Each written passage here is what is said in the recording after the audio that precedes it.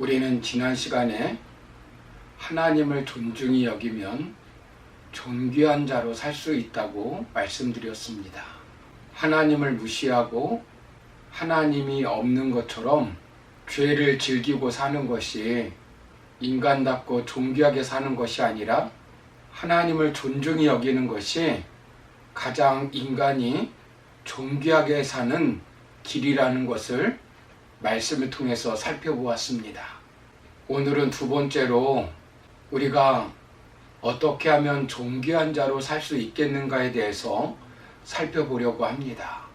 본문 27절을 보시면 그들은 이같이 내 이름으로 이스라엘 자손에게 축복할지니 내가 그들에게 복을 주리라 라고 말씀합니다. 즉 존귀한 자로 살 수 있도록 하나님께 복을 빌어야 한다는 것입니다. 우리가 존귀한 자가 되기 위해서는 무엇보다 하나님이 부어주시는 복을 받아야 합니다. 영적인 복도, 육적인 복도, 정신적인 복도, 경제적인 복도, 관계적인 복도 하나님이 주신 복을 받아야 이 땅에서 존귀한 자로 살 수 있습니다. 오늘 말씀을 보시면 하나님이 누구에게 복을 주시겠다고 약속하고 있습니까? 내 이름으로 이스라엘 자손에게 축복할지니라고 말씀합니다. 여기 축복이라고 하는 말은 복을 빈다라고 하는 말입니다. 복을 달라고 하나님께 기도한다는 것입니다. 오늘 말씀은 제사장의 축도라고 말씀하기도 합니다. 왕같은 제사장이 된 우리는 아들과 딸에게 하나님께서 복 주시기를 기도한다는 것입니다. 그러면 하나님이 어떻게 해주시겠다고 약속하고 있습니까?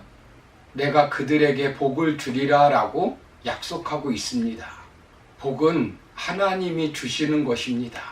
수많은 사람들이 하나님께 복을 구했고 하나님이 부어주시는 복을 받고 한평생 존귀한 인생을 살았습니다. 그렇다면 존귀한 삶을 살기 위해서 어떤 축복 기도를 하라고 하나님은 말씀합니까? 먼저 보호의 복을 베풀어 달라고 기도해야 합니다. 본문 24절을 보시면 여호와는 내게 복을 주시고 너를 지키시기를 원하며 라고 말씀합니다. 지켜달라는 기도입니다. 여기 지키다의 히브리어의 뜻은 둘레의 가시로 울타리를 치다라고 하는 뜻이 있습니다. 즉 세심하고도 철저하게 일거수일투족에 관심을 갖고 보호한다는 의미입니다. 악한 세력으로부터의 보호뿐만 아니라 가난과 재앙, 각종 질병 및 전쟁으로부터 보호해달라는 기도입니다. 영적, 육적 보호를 위한 기도입니다. 이스라엘 백성들은 광야길을 가야 하고 앞으로 가나안 땅에 들어가기 위해 전쟁을 치러야 합니다.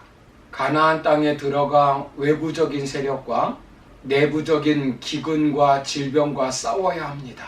광야에서 이스라엘은 온갖 위험에 노출되어 있습니다. 낮에는 타는 듯한 사막의 열기에 노출되어 있습니다. 밤에는 심한 일교차로 추위에 노출되어 있습니다. 이런 상황 속에서 이들은 모든 악한 세력으로부터의 보호를 받아야 합니다. 언제 어떤 일이 벌어질지 전혀 예측할 수가 없습니다. 여러분 누가 보호해 주시겠습니까? 여호와 하나님이 보호해 주어야 합니다.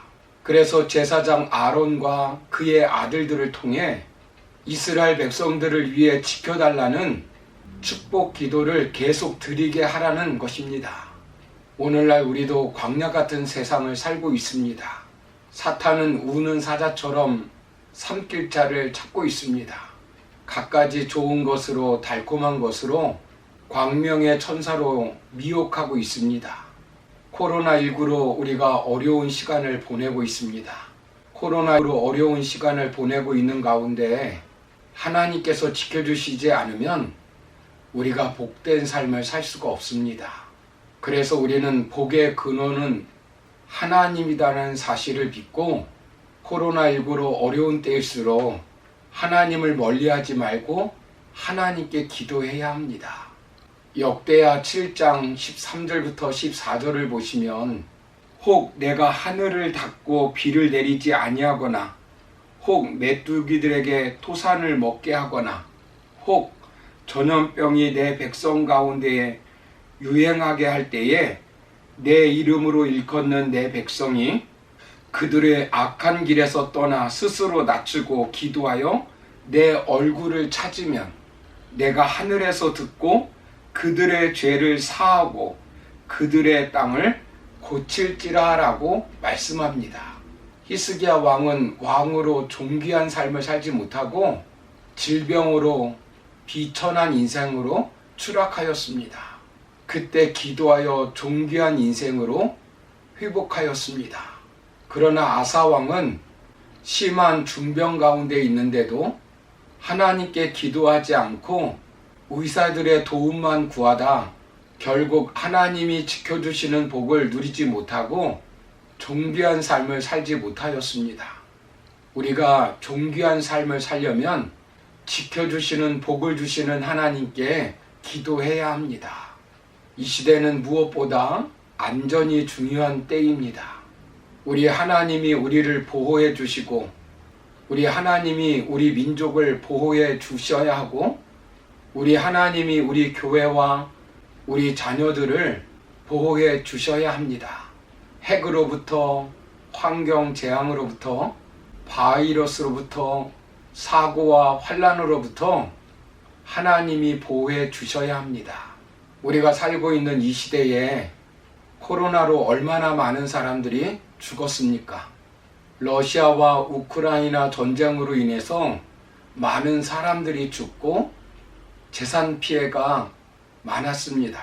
지금도 전쟁은 계속 진행하고 있고 많은 재산과 인명 피해를 입고 있습니다.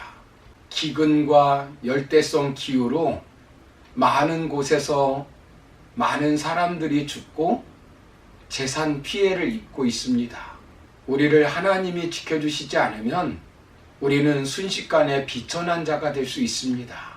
시편 127편 1절을 보시면 여호와께서 집을 세우지 아니하시면 세우는 자의 수고가 헛되며 여호와께서 성을 지키지 아니하시면 파수꾼의 깨어있음이 헛되도다 라고 말씀합니다.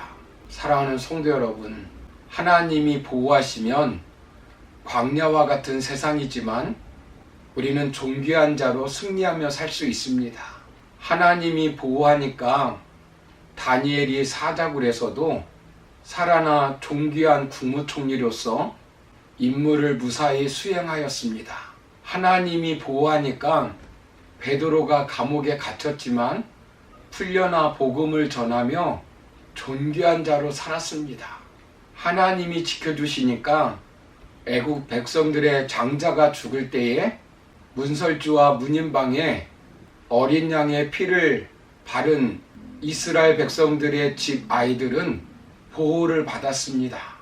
노아의 홍수 때 역청에 바른 방주에 들어가니까 홍수로부터 보호를 받았습니다. 어린 양의 피나 역청은 예수님의 보혈을 상징하는 것입니다. 마지막 심판대 앞에 설 때 예수님의 보혈 때문에 우리가 심판으로부터 보호를 받습니다. 시편 121편 4절부터 8절을 보시면 이스라엘을 지키시는 이는 졸지도 아니하시고 주무시지도 아니하시리로다. 여호와는 너를 지키시는 이시라. 여호와께서 내 오른쪽에서 내 그늘이 되시나니 낮에 해가 너를 상하게 하지 아니하며 밤에 달도 너를 해치지 아니하리로다. 여호와께서 너를 지켜 모든 환난을 면하게 하시며 또 내 영혼을 지키시리로다. 여호와께서 너의 출입을 지금부터 영원까지 지키시리로다 라고 말씀합니다. 이 복이 우리에게 임하여야 합니다.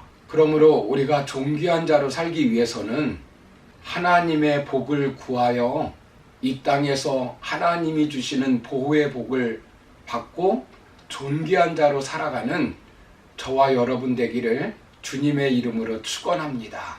감사합니다.